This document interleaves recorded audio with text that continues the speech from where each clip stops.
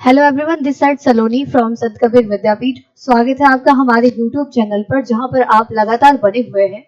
और अगर हम बात करें अपने भूगोल विषय की, तो पिछली कक्षाओं में आपने जाना कि पवन के प्रकार क्या होते हैं। और मेनली हमने इसके पहले वाले लेक्चर में ये कवर किया था कि जो पवन स्थायी पवन है, यानी कि जो पूरी पृथ्वी पर हमारे कुछ कुछ स्पेशल जगहों पर चलती हैं, उनको हमने, यानी कि जो प्राइमरी विंड्स है, उनको हमने कवर किया था। और उसी हिसाब से ये जो हमारा आज का लेक्चर है, उसमें हम स्थानीय पवने इसको अगर ना कहें तो भी हम स्थानीय पवनों के साथ साथ इसको हम मौसमी पवनों भी कह सकते हैं। ये एक प्रकार से सेकेंडरी पवन है, सेकेंडरी विंड्स है।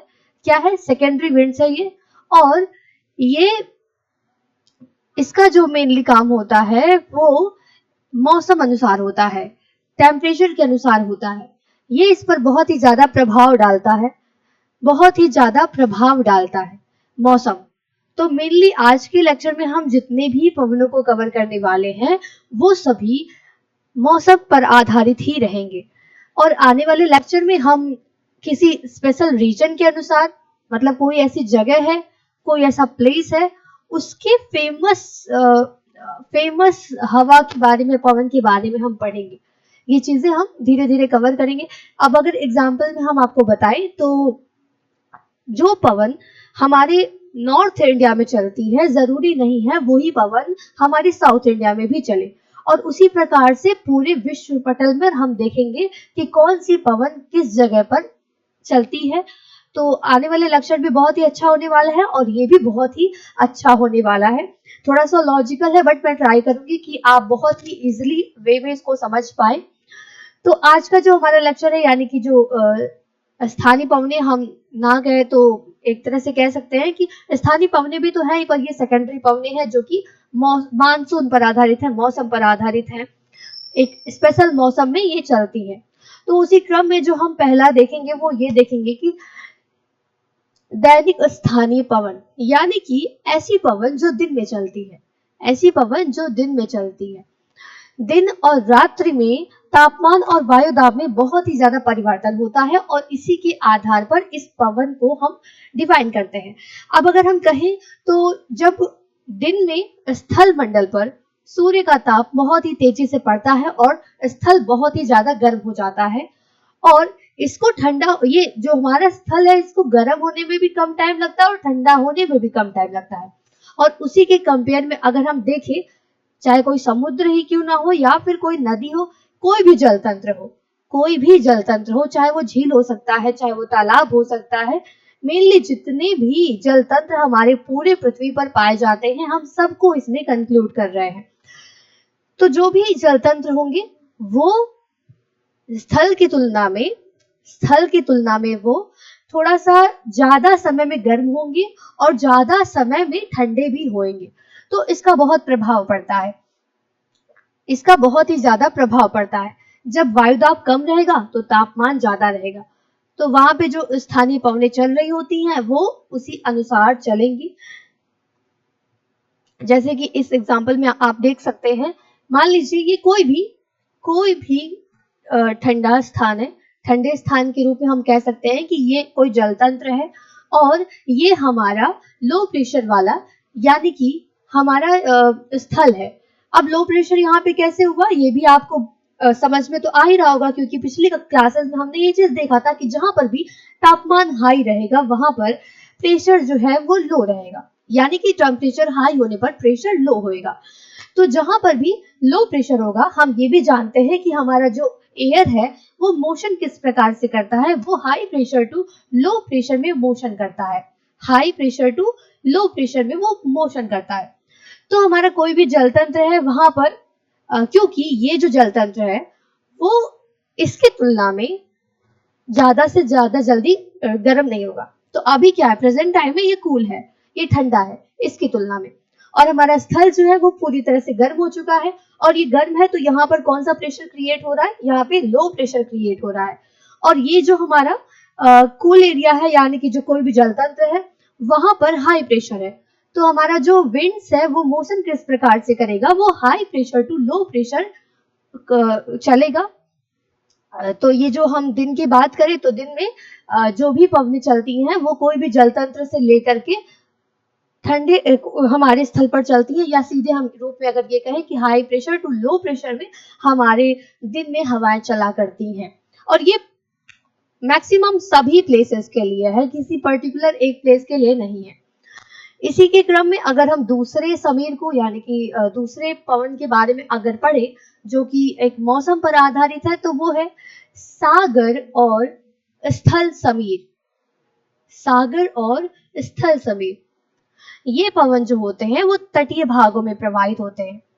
ये सब जगह नहीं प्रवाहित होंगे, जहां पर भी सागर है, समुद्र है, उसके जो भी एरिया वाले क्षेत्र हैं वहीं पर ये प्रवाहित होगा। एग्जाम्पल में हम अगर आपसे बताएं तो ये जो भारत का प्रायद्वीपीय क्षेत्र है, इसके आसपास ये समुद्री एरिया है, तो इसी क्षेत्र में ये पवनें चलेंगी, इसी क्षेत्र में ये पवनें चला करेंगी। हमारे उत्तर प्रदेश में ये पवनें बिल्कुल नहीं चलेंगी, ठीक है, हमारे उत्तर प्रदेश में ये पवन बिल्कुल नहीं चलेगी, और ना ही उत्तर प्रदेश की पवन उस एरिया में जाकर के प्रवाहित हुआ करेंगी। तो ये बहुत ही नॉर्मल सी बात है जो आपको समझनी चाहिए, जो आपको समझनी चाहिए। अब अगर इसके बारे में हम बात करें तो आप जान चुके हैं कि ये तटीय भागों में प्रवाहित होती है, और तटीय भागों में प्रवाहित होने का जो मेन कारण वो ये है कि जल और स्थल जो है, जल और स्थल जो है तटीय क्षेत्रों का, उसमें उष्मा में बहुत विभिन्नता होती है, उसमें इस उष्मा में बहुत ही ज्यादा विभिन्नता होती है। वो किस प्रकार से है, 2 मिनट में आपको समझ में बहुत ही आसानी से आ जाएगा।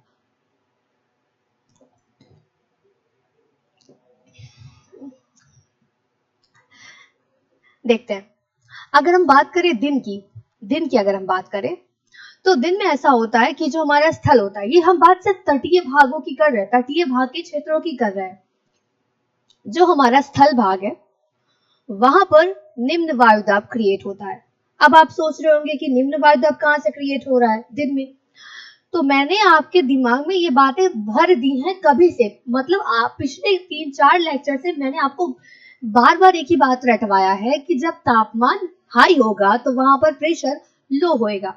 तो जब दिन का समय है, दिन का समय, और दिन के समय में क्या हो रहा है कि स्थल पर पूरा का पूरा सूर्यताप जा रहा है, इंसुलेशन पा रहा है, और जब वो इंसुलेशन प्राप्त होएगा तो वो एरिया बहुत ही ज्यादा गर्म हो जाएगा, बहुत ही ज्यादा वार्म हो जाएगा, और वार्म होने की बात क्या होगा कि वहां पर लो प्रेशर क्रिएट हो जाएगा, लो प्रेशर क्रिएट हो जाएगा, क्योंकि तापमान हाई तो प्रेशर लो, ये चीज आपको बहुत ही अच्छे से समझनी चाहिए।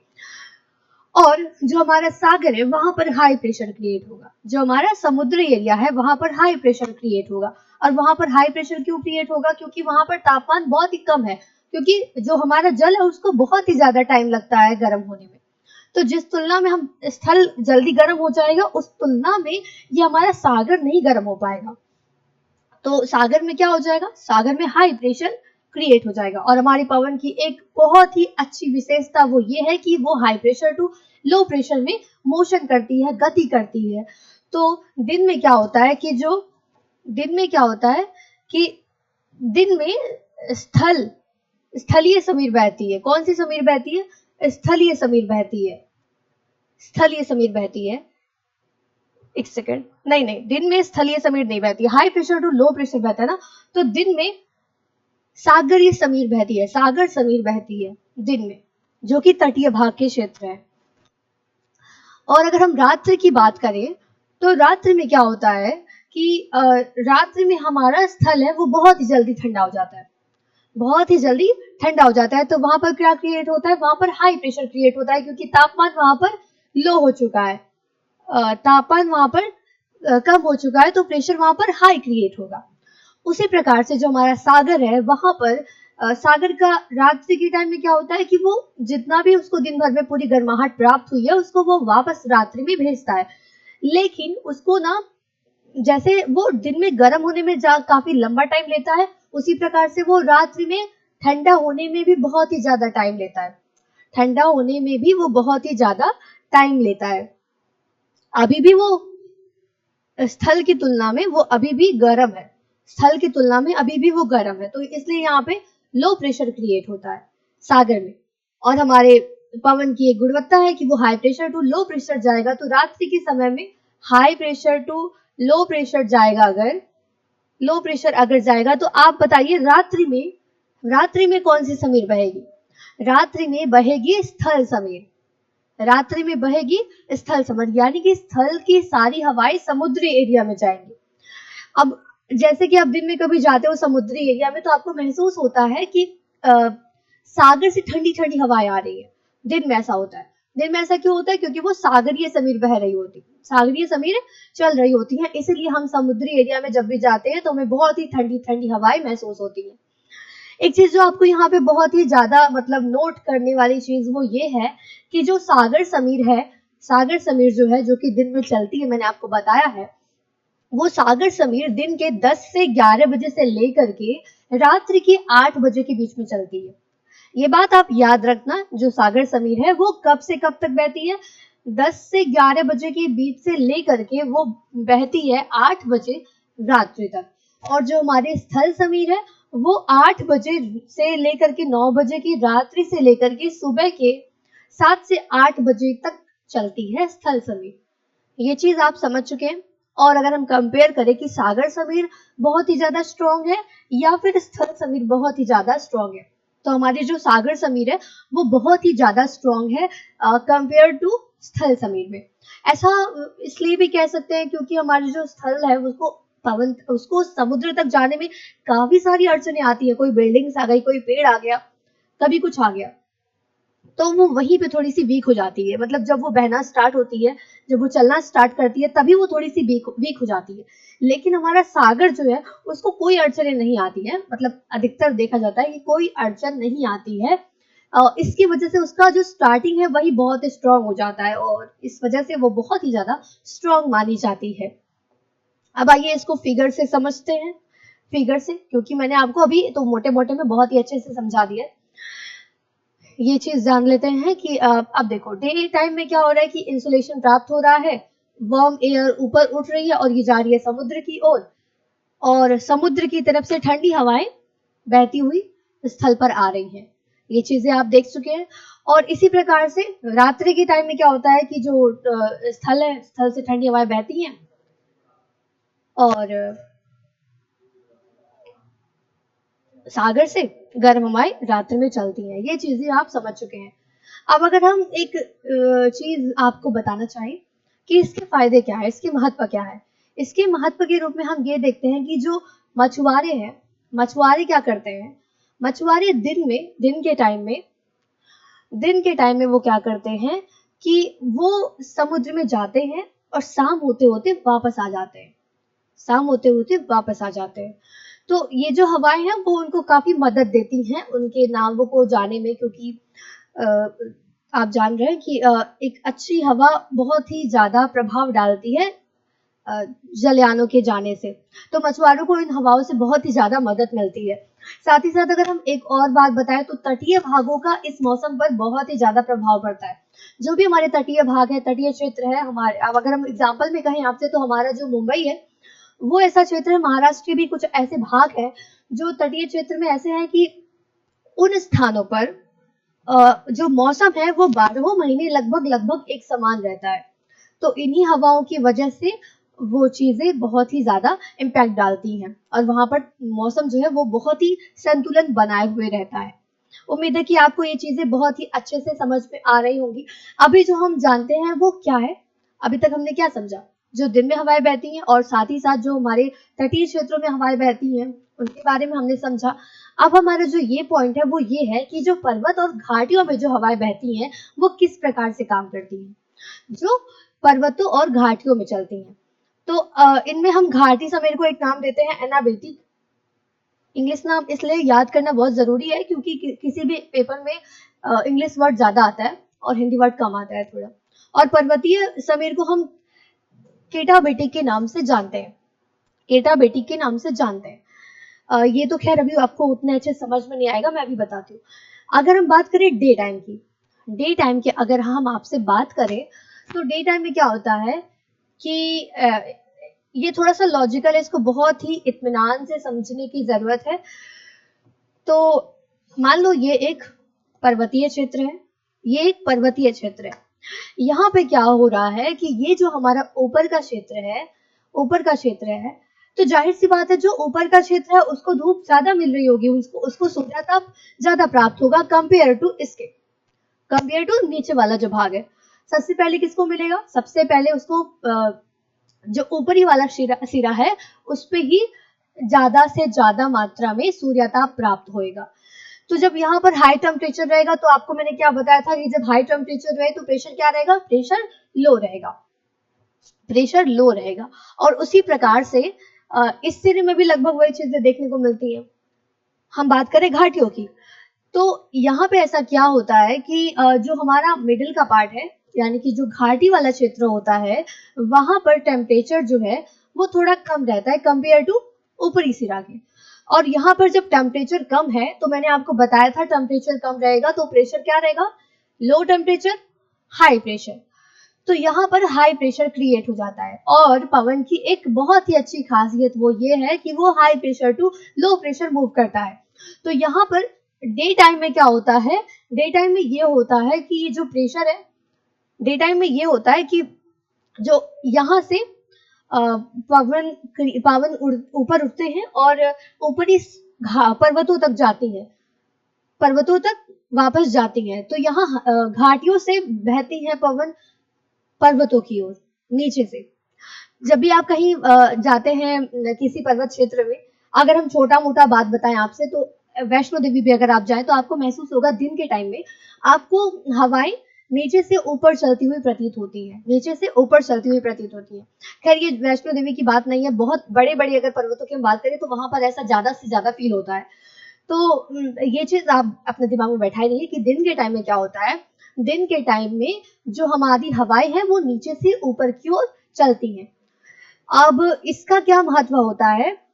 जो भी ग्लाइडिंग करने वाले लोग रहते हैं वो दिन का टाइम इसलिए ही चूज करते हैं कि उनको ना अपनी स्पीड ऊपर बढ़ाने में इससे बहुत मदद मिल जाती है, इस वाले हवा से बहुत ही ज्यादा मदद मिल जाती है।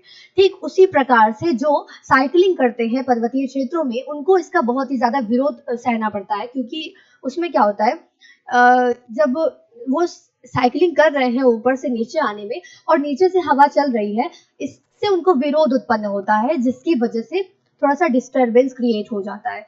तो डे टाइम में आपको याद रखना है कि पर्वत और घाटी क्षेत्रों में घाटी से पवन की दिशा ऊपर की ओर रहती है। ये चीज आप अपने दिमाग में बैठा लीजिए।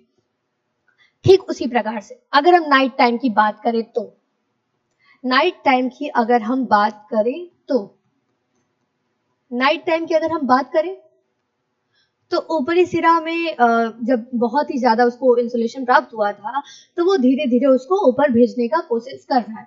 ठीक है, जितनी भी उसको ऊष्मा प्राप्त हुई थी वो उसको वापस भेज रहा है। तो जब वापस भेजता है तो वहां पर क्या होता है? लो टेम्परेचर हो रहा है क्योंकि वो वापस भेज रहा है। और जब लो टेम्परेचर तो कौन सा प्रेशर? High pressure. जब लो टेम्परेचर तो प्रेशर हाई प्रेशर। ठीक है, लो टेम्परेचर तो प्रेशर हाई प्रेशर।